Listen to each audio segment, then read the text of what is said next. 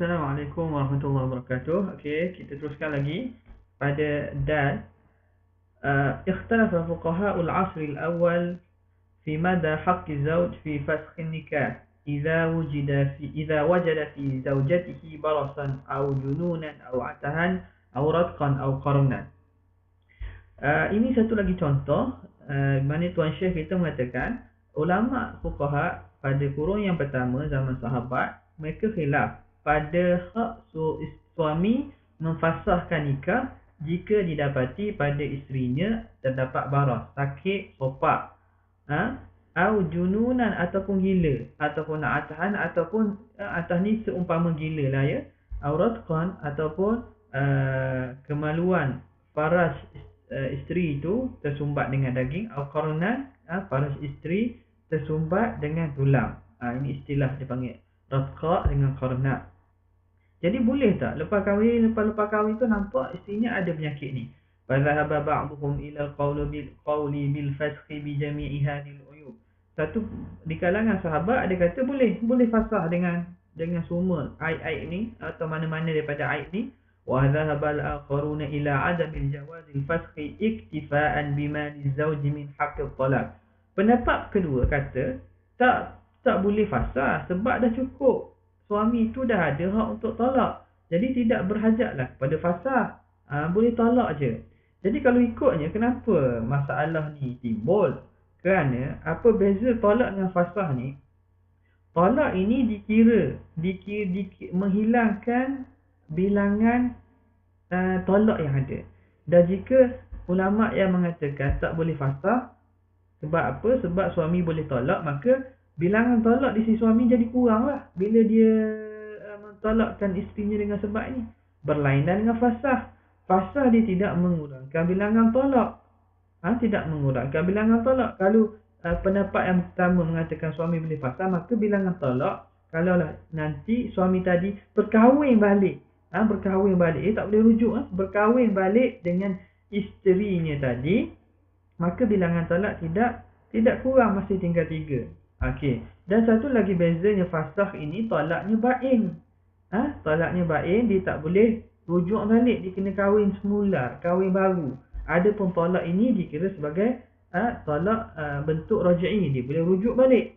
Fa idza qala ba'd al-mujtahidin yajuzu al-fasxu bi kadza wa kadza min al-'uyub wa la yajuzu bi ghayriha la yu'addu qawluhu kharqan lil-ijma'. Okey. Jadi kalaulah datang nanti mana-mana mujtahid, dia kata kita boleh fasah dalam masalah ini saja. Aib yang ini saja, tertentu saja. Dan tak boleh pada aib lain, maka dia tidak kira melanggar ijma'. Sebab dia tidak langgar perkara yang disepakati. Cuma dia buat perbezaan je.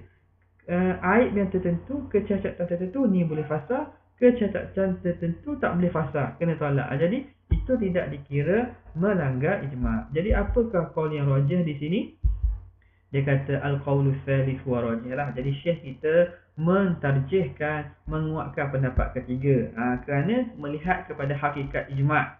Fa idza wajadahu fi juz'iyyatin walau fi mas'alatin mukhtalafin fiha lam yajuz ihdatsu qaulin tsalitsin yusadimuhu. Kenapa? Adakah kerana jadi syekh kita kata kalau walaupun mereka berkhilaf antara dua, buat yang ketiga itu kalau melanggar perkara yang disepakati dikira sebagai melanggar ijma'. Kenapa? Kerana ijma' itu terdapat, boleh didapati pada perkara juzuk walaupun satu masalah yang dikhilafkan. Bukan maksudnya ijma' tu mestilah kena satu pendapat saja. Maka walaupun mereka ada dua pendapat, tapi sebenarnya mereka ijma' bahawa masalah tersebut dua pendapat saja. Walam yajuz ihdatsu qaulin salisin yusadimuhu. Maka tak boleh nak menghadirkan perkataan atau ijtihad yang ketiga yang nak melanggar, melawan dia. Amma idza lam yajidhu fala yura mani'an min ihdatsi qaulin jadid. Tapi kalau tidak ada ijma' sepakatan sebegini, maka tidak ada masalah untuk menghadirkan perkataan atau pendapat baru. Li'anna al-mamnu'ah wa ihdatsu qaulin salisin yakhruqu ijma'an sabiqan. Kerana yang terlarang itu membuat pendapat yang ketiga yang melanggar, yang mencarikan ijma' yang telah terdahulu. Okey, kita langkah sikit ya. Kita masuk kepada mustanadul ijma', sandaran ijma'. Seperti mana yang kita ketahui, asal dalil itu ialah Quran dan Sunnah. Itu wahyu daripada Allah Ta'ala, benda yang tak boleh dipertikaikan lagi. Sekarang ni untuk dalil ijma' ni. Ijma' siapa? Bukan ijma' orang yang tidak maksum. Siapa? Sahabat, tabi'in dan seumpamanya lah. Jadi ijma' ni perkataan orang tidak maksum. Maka apa sandaran mereka mengatakan ini ijma'? Jadi mana-mana ijma' dia kena ada sandaran. La budda lil ijma'i min mustanadin syar'i. Tak dapat tidak bagi ijma' dia kena ada sandaran syar'i. Li'anna al-qawla fi ad-din bighairi 'ilmin wa bighairi dalilin qawlun bil hawa. Kerana bercakap dalam agama tanpa ilmu dan tanpa dalil ialah bercakap ikut hawa nafsu. Tak ada sandaran. Tak boleh ya. Dalam kita agama Islam ni dia mesti berdasarkan ilmu dan dalil. Wa khata'an wa khata'un qat'an, dan pastinya salah. Jadi walaupun perkataan itu berbetulan, kita cakap, kita orang tanya kita masalah, kita tak tahu, kita reka, tiba-tiba masalah yang kita jawapan kita bagi itu betul, salah juga sebenarnya, berdosa sebab kita tak layak, kita bukan ahli. Wa hadza la yajuzu wa la yaqa', dan ini tidak harus dan tidak berlaku, di annal ummata ma'sumatun minal khata'. Jadi dalam masalah ijma' ni, masalah ijma' ini, apa sandaran mengatakan ijma' itu dalil? Jadi disebut di sini bahawa umat kita, umat Islam ni maksum minal khata'. Dia terjaga daripada buat kesalahan. Bidalalatil ahadits allati dzakarna, dengan dalil-dalil hadis yang telah kita sebut dahululah ya. La tajtami'u ummati ala dhalalah wa sanadul ijma'. Jadi sandaran ijma', ulama ijma' ummah itu mengatakan satu hukum tu wajib dan seumpamanya, mereka bukan ikut hawa nafsu. Sebab apa? Mustahil mereka berada dalam keadaan salah kerana hadis yang dahulu. Maka mereka, pendapat dan ijma' mereka bersandarkan kepada Alkitab ataupun daripada As-Sunnah, hadis Nabi SAW. Contoh, fal ijma'u ala hurmati nikahil jaddat wa banatil aulad. Okey, umpamanya para ulama telah ijma' bahawa haram bernikah dengan nenek dan bernikah dengan anak kepada anak cucu. Apa dalilnya? Dalilnya mahma nazalat darajatuhun, walaupun jauh lagi cicit cuik dan seumpama jatuh neneknya, tak boleh nak kahwin. Kerana apa? Kerana firman Allah Ta'ala, Hurrimat alaikum ummahatukum wa banatukum, diharamkan kepada kamu emak-emak kamu dan anak-anak kamu.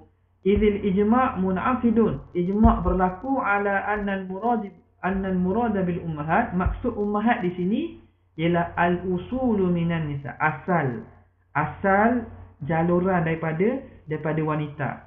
Fatashmal jaddat, maka termasuklah nenek. Asal makna yang ke atas yang menjalur ke atas itu mak, nenek masuklah. Nyang wa in nazalna, bukan wa in nazalna tu, wa in sa'adat. Wa in sa'adat ya. Cuba tengok dalam naskah awak. Naskah awak macam mana dia kata? Wa in nazalna. Sepatutnya wa in sa'adat lah walaupun lagi naik tinggi lah. Wa anal murada minal banat. Tak apalah kalau kata turun, mungkin dia nak kirakan sebagai turun. Wallahu a'lam lah. Wa anal murada minal banat. Okey, maksud daripada banat itu ni, wa banatukum ila furu' minan nisa. Cabang daripada yang bangsa wanita, anak perempuan kita atau cucu perempuan kita, yang turun, yang menjalur daripada kalangan wanita. Fatashmalul banat sulbiyat, maka termasuklah anak betul, banat sulbiyat ni anak kita, wa banatil walad, dan juga anak perempuan bagi anak lelaki. Wa in nazalna, walaupun lagi turun cicit cuik dan seumpamanya. Wa minal ijma'il al-mabni ala sunnah. Ini contoh ijma' yang disandarkan kepada Quran. Okey.